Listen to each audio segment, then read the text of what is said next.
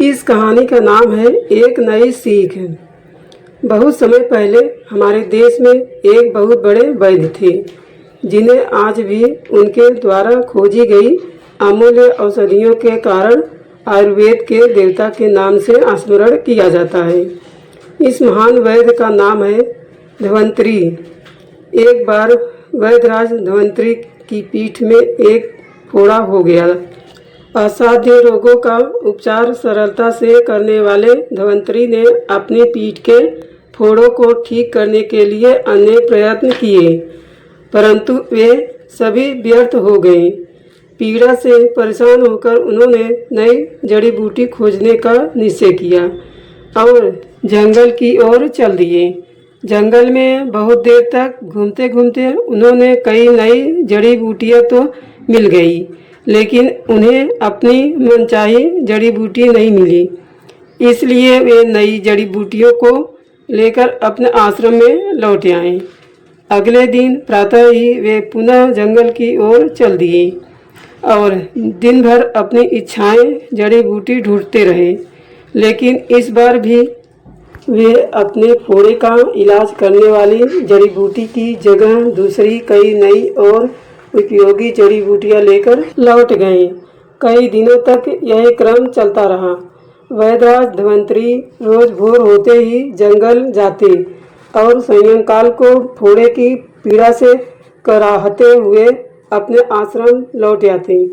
इसी तरह एक दिन जब सारा दिन जंगल में पीड़ा से परेशान और पसीने से लथपथ भूखे प्यासे वैद्य जी को उनके फोड़े का उपचार करने वाली जड़ी बूटी नहीं मिली, तो वे निराश होकर आश्रम लौट आए। आश्रम में पहुंचकर वे एक शिला पर बैठ गए। दर्द और थकान के कारण अपने क्रोध को शांत करने के लिए जैसे ही उन्होंने अपनी आंखें बंद की, उन्हें एक आवाज़ सुनाई दी, वैद्य जी प्रणाम। धन्वंतरी आश्चर्य से इधर उधर देखने लगे, लेकिन उन्हें कोई दिखाई नहीं दिया।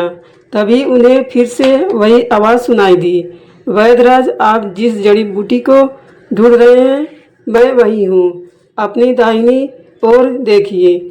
जब धन्वंतरी ने अपनी दाहिनी ओर देखा तो उन्हें एक छोटा सा पौधा हिलता हुआ दिखाई दिया। उसे देखकर वे और अधिक क्रोधित होकर बोले, जब तुम मेरे आश्रम में ही थी तो मुझे पहले क्यों नहीं मिली? व्यर्थ में मुझे इतने दिनों तक जंगल में भटकना पड़ा।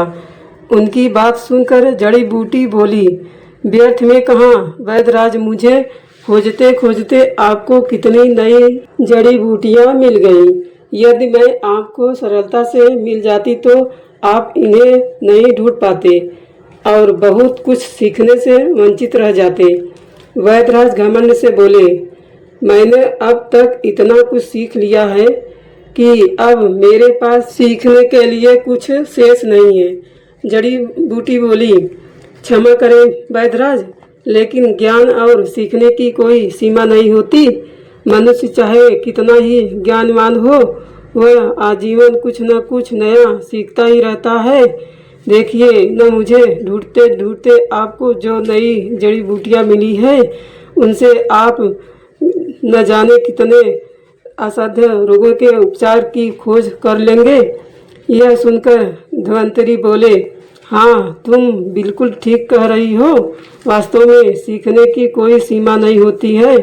मैं तो भूल ही गया था कि ज्ञान तो बहुत गहरा होता है।